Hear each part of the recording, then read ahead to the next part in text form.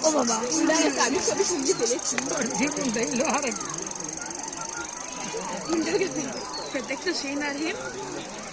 আমার দিকে তাকিয়ে